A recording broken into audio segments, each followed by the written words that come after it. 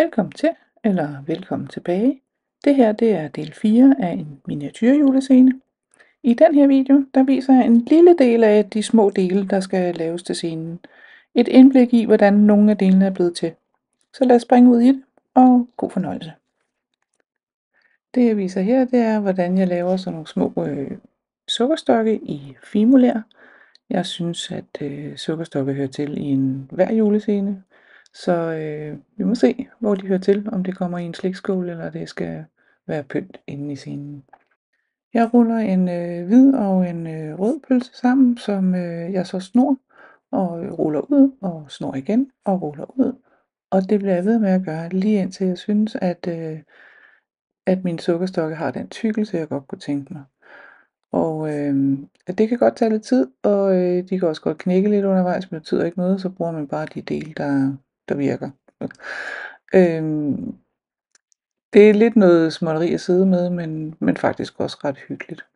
Og så skærer jeg dem ud i lige under 1 centimeters længde, og så skal jeg have bøjet enden af sukkerstokken, så den får en runding. Og det gør jeg ved at lægge min lille stang op af en spartel, og så bruger jeg et lille værktøj til at bøje op øverst i kanten.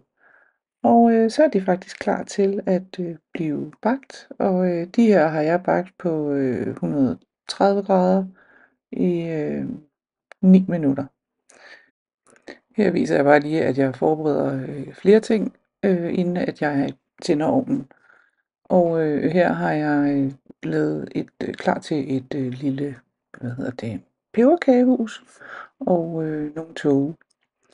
Og når det er kølet ned, så lakker jeg de her sukkerstokke, det er det du ser jeg gør her, giver dem en blank lak, så de får den der sukkeroverflade. De små dele til tågene, dem har jeg limet sammen med superlim, og her giver jeg dem så også en gang lak, når de er klar til det. Og jeg har valgt at give dem blank lak. Det skal ligne, eller skulle gerne komme til i hvert fald at ligne sådan nogle små trætåge. Så har jeg lavet sådan nogle små kagemænd, og dem vil jeg gerne have noget glasur på, og det er det, jeg blander her. Jeg bruger flydende fimo, som jeg så blander op og presser sammen med noget af den faste fimo. Den flydende fimo er gennemsigtig, og den anden fimo har jeg i alverdens farver. Og jeg vælger at lave nogle i grønne og nogle i hvide. Det lille peberhus, som du kan se står oppe i venstre hjørne, det har jeg limet sammen med flydende fimo, og så har jeg bagt det igen. Jeg har bagt det på nøjagtig samme måde som tidligere, 130 grader i 9 minutter, sammen med de små peberkager, som ser, at jeg putter glasuren på nu. Det næste, jeg kommer til at vise, er nogle små kæpheste i pap, som jeg har tegnet et lille simpelt hestehoved, og så limer jeg 2 stykker sammen med en tandstik imellem. Jeg maler hovederne hvide, og de skal have et par gange for, at de dækker, men jeg vil gerne have, at de er helt hvide.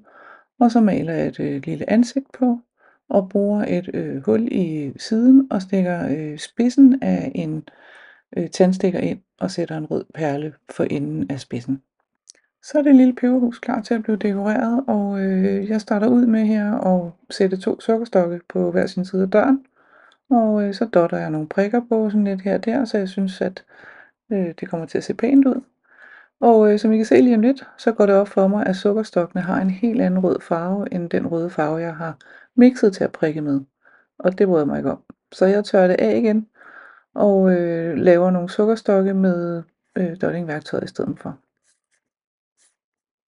Jeg viser ikke hele processen af, hvordan jeg dekorerer huset, men det jeg kan sige, det er, at jeg dekorerer så langt jeg kan, uden at ødelægge, og så bager jeg igen. Og når det så er kølet ned, så kan jeg dekorere videre. Og sådan gør jeg, så er jeg flere omgange, så er jeg sikker på, at jeg ikke ødelægger det, jeg faktisk har lavet i forvejen. Og jeg må erkende lige nu, kan jeg simpelthen ikke huske, om huset ender med at se ud, som jeg slutter her. Men det får vi at se i scenen. Det næste, jeg går i gang med, det er at lave nogle chippetov. Og der tager jeg sådan en grillspyd igen, og måler op, hvor langt jeg gerne vil have håndtagene på chippetovet er. Og så filer jeg enderne, og så filer jeg en lille rille i sådan en tredjedel oppe på håndtaget.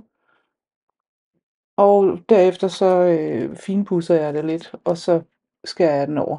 Og jeg beholder den på bambuspinden, indtil at jeg ligesom har fået håndtaget til at se ud, som det vil, fordi det er lettere at holde på, i stedet for at skulle holde på kun det lille håndtag. Og så borer jeg et hul, sådan at selve sippetovet har noget at blive limet fast i. Sippetovet, altså selve sippetovet, har jeg lavet af en grov sytråd, det man kalder en 30'er-tråd, og så har jeg snået dem sammen og ligesom trukket lim henover, sådan i håb om, at den holder på det snoede. Det har ikke holdt 100% på, som man kan se på nogle af billederne her, men jeg prøver at give den en omgang til. Og så ser vi senere hen, om det har hjulpet. Den næste lille ting, jeg vil vise, det er, at når man skal pakke en lille bitte gave ind, eller i det her tilfælde lave en pakke, hvor der skal se ud, som om der ligger en lille bil indeni, så bruger jeg forskellige metoder på at få det gjort så korrekt som muligt.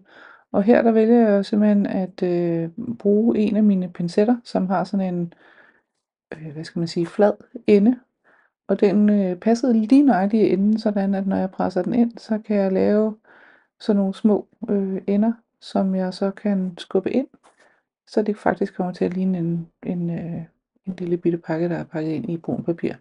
Jeg har valgt, at julescenen her jo er en legetøjsbutik, og den skal have sådan lidt et gammeldags look. Og derfor har jeg valgt, at der skal være de her små pakker, som ser ud som om det er legetøjsbiler, der er pakket ind i brun papir. Jeg ved ikke, om man gjorde sådan før i tiden, men det synes jeg bare så lidt hyggeligt ud, så det er det er blevet til. Jeg har lavet en del flere ting, end jeg viser i videoen her, men så det er bare et absolut lille indblik i det. Men vi skulle jo gerne være færdige til jul, så jeg tænker, at det her det er den anden sidste video i serien. Så i næste serie, der har jeg sat alle ting på plads, og så viser jeg, hvordan at jeg laver taget, og hvordan scenen ser ud, når den er færdig. Tusind tak, fordi du har set med, og jeg håber, du vender tilbage for at se, hvordan resultatet det bliver i den sidste ende. Jeg glæder mig i hvert fald helt vildt til at vise dig det. Så på gensyn, og tak for denne gang.